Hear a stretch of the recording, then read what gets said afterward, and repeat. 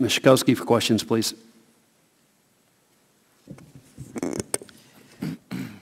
Thank you, Mr. Chairman. I wanted to focus on the mindset of BP when it comes to its workers. You said in your opening statement that you were personally devastated. You attended a memorial service for those men. It was a shattering moment. I want to offer my sincere condolences to their friends and families. I can only imagine their sorrow.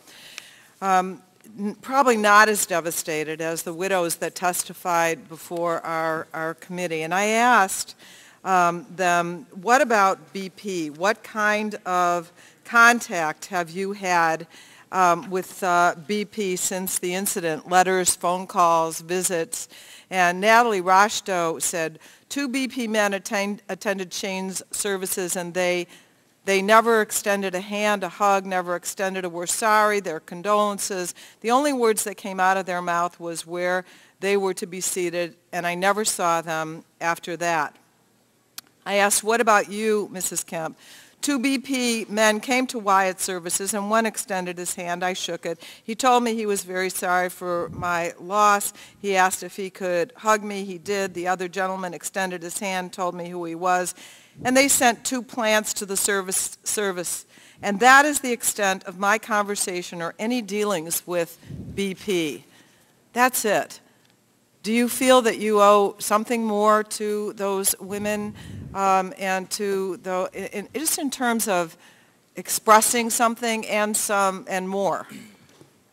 As I said, I'm devastated by the accident, absolutely devastated.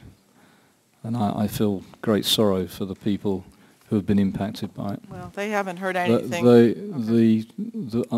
The people who were killed in the accident were not BP employees. They're employees of Transocean, another contractor, and both of them made it very clear that they wanted to deal with the families. We have provided support to both Transocean and MI Swalco. I guess I was talking to you as a human being. And we have made it clear that we will provide all and every need for the families. But okay, let me ask another question. There were BP personnel on the rig, and we read that oil workers from the rig were held in seclusion on the open water for up to 2 days after the April 20 explosion, while attorneys attempted to convince them to sign legal documents stating that they were unharmed by the incident.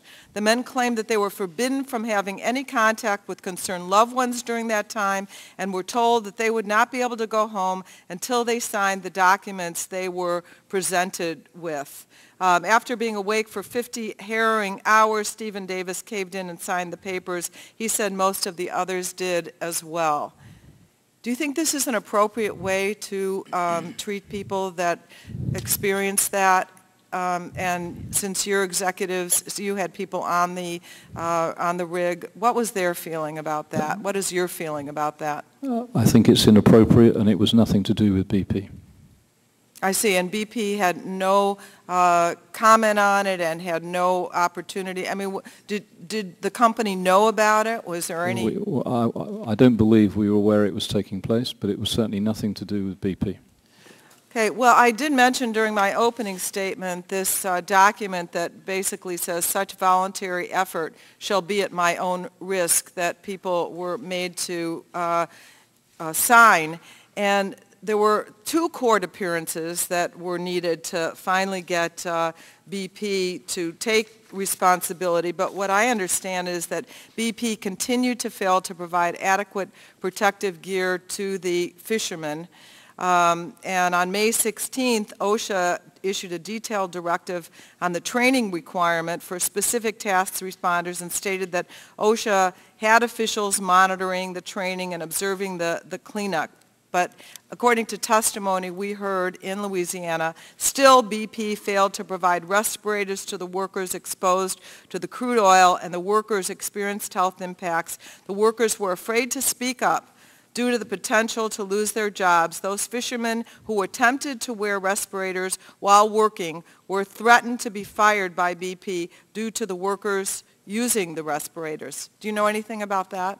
I'm not aware of that. What we clearly are endeavouring to do is to ensure that anyone involved in the response is appropriately provided with whatever safety equipment is required. Endeavoring to provide, well, are the workers currently provided with what they need?